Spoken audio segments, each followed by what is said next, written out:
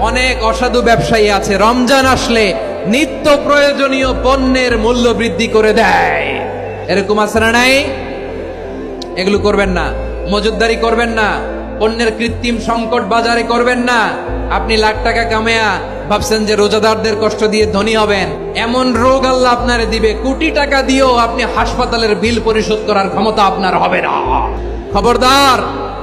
আর শেষ বয়সে দেখবেন কি কষ্ট আপনার হয়। আপনি রোজাদারদের কষ্ট দিচ্ছেন, আল্লাহ আপনার সুখে রাখবে?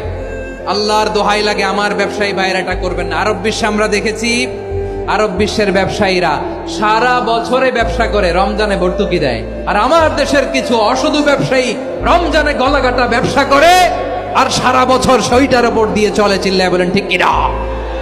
করবেন না, এটা করবেন না। নিত্য প্রয়োজনীয় পণ্যের মূল্য বৃদ্ধি করা হারাম, পণ্যের কৃত্রিম সংকট তৈরি করা হারাম, মজুতদারি করা হারাম, রোজাদারদেরকে কষ্ট দেয়া হারাম। এটা করবেন না।